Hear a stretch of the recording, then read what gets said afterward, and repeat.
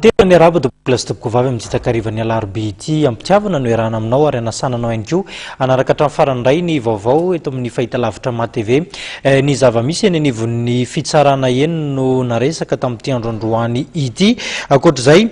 ny vaovao miompana betsaka amin'ny toe-karena ny fisian'ilay hetsika expo finance sy ny manodidina ity hetsika ity ny lafiny sosialy samihafa ny fahasalamana indrindra ny fisorohana ao anatin'ny aretina pesta dia nazahoana angom-baovao ihany koa zany rehetra zany araka ny fanambara teo nefa dia asainay ianao anaraka ny vaovao hatramin'ny farany ny mahakasika ny zava-misy eny anivon'ny fitsarana nanomboantsika ny fotoana ary amin'ity takariva ity araka nefa nampahafantariny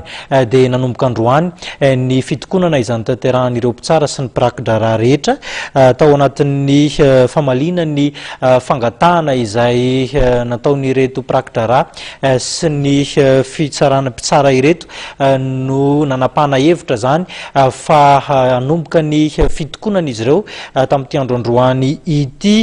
ny avy eo anivon'ny ministeran'ny fitsarana nefa dia niona avy hatrany tamin'ireo tompona andraikitra isatsokajiny ka dia nisy indray ny fampanantenana nomena ny mpitsara sy mpiraki-draharaha.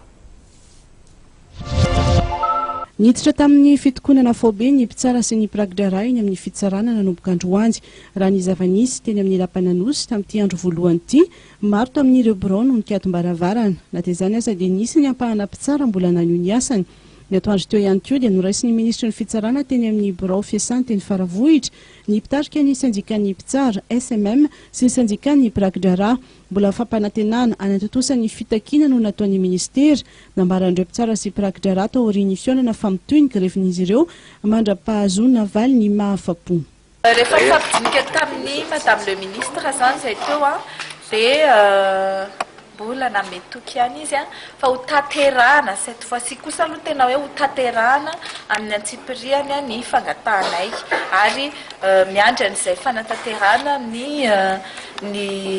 fangatahanay rehetra zay zany ny andaniny rotota dia zay izay voaverina miasa dia efa nitenena ihany koa izay zon'ny olona ny greve rehefa ohatra ka misy zavatra tsy mandeha tsara amin'ny fangatana na tsisy valy ny fangatana dia mbola mitohy aloha zany ny grevenay rapide. Efa misy apany vanitra zareo saingy tsy mahafapo anay satria na le taratasy namahany azy raha mbola tsy aty-am-pelantananay dia ny tena tadiavinay koa mbola tsy voavaha fa zay nametrahany kalandria amahana anazy ao anatin'ny fotoana haingany ka miandry an'izany izay noho izany mitohy ny tolona mitohy ny fitokonana izay ataonay. No mafisiny mpitsara fa mitaky fahaleovan-tena tanteraka amin'ny fanatanterahana ny asany izy ireo. Fandaminana ny